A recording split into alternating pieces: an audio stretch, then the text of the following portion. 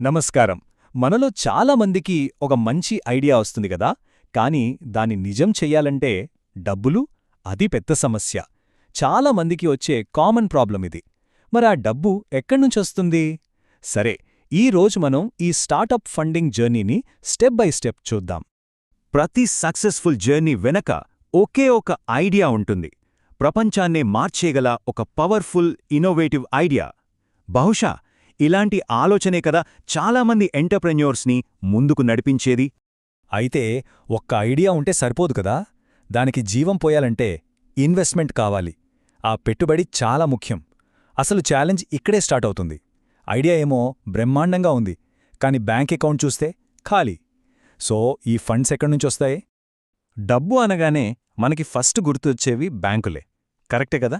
కానీ స్టార్టప్స్ విషయానికొస్తే ఈ ట్రెడిషనల్ లెండర్స్ అంటే బ్యాంకులు అంత ఇంట్రెస్ట్ చూపించవు. అసలెందుకలా? చూద్దాం. దీనికి మెయిన్ రీజన్ ఒక్కటే. బ్యాంకులకు వాళ్ళిచ్చే డబ్బుకి సెక్యూరిటీ కావాలి. అంటే ఏదైనా ఆస్తిని గ్యారంటీగా పెట్టాలి, లేదా బిజినెస్లో క్యాష్ ఫ్లో కంటిన్యూస్గా వస్తుందని నమ్మకం ఉండాలి. కానీ ఒక కొత్త స్టార్టప్కి ఈ రెండు ఉండవు కదా. వాళ్ల ఫ్యూచర్ ఎలా ఉంటుందో చెప్పలేం. అందుకే బ్యాంకులు స్టార్టప్స్కి లోన్స్ ఇవ్వడానికి వెనక్కి తగ్గుతాయి. మరి బ్యాంకులు నో అన్నప్పుడు ఇంకేంటి దారి? ఇక్కడే ప్రతి ఫౌండర్ జర్నీలో ఫస్ట్ ఇంకా చాలా చాలా ఇంపార్టెంట్ స్టేజ్ మొదలవుతుంది. అదే బూట్ స్ట్రాపింగ్. సింపుల్గా చెప్పాలంటే సొంత కాళ్ల మీద నిలబడటం. బూట్ స్ట్రాపింగ్ అంటే బయటినుంచి ఎవరి దగ్గర ఇన్వెస్ట్మెంట్స్ తీసుకోకుండా పూర్తిగా తమ సొంత డబ్బుతో లేదా బిజినెస్ నుంచి వచ్చే చిన్న చిన్న ఆదాయంతో కంపెనీని నెమ్మదిగా కట్టుకోవడం అన్నమాట. ఇది కంప్లీట్గా సెల్ఫ్ రిలయంట్ అప్రోచ్. ఈ స్టేజ్లో ఫౌండర్స్ చాలా క్రియేటివ్గా ఆలోచించాలి.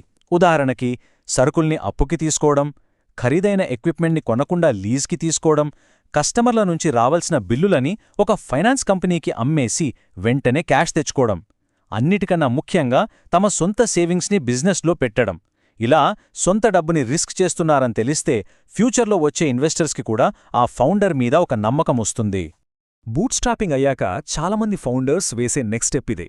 ఫ్యామిలీ ఫ్రెండ్స్ దగ్గర అప్పు తీసుకోవటం. వాళ్లు మనల్ని, మన ఐడియానే నమ్ముతారు కాబట్టి డబ్బులు ఈజీగానే రావొచ్చు. కానీ ఇది నిజంగా కత్తిమీద సాములాంటిది. ఒకవేళ బిజినెస్ ఫెయిల్ అయితే పర్సనల్ రిలేషన్స్ దెబ్బతినే ఛాన్స్ చాలా ఎక్కువ.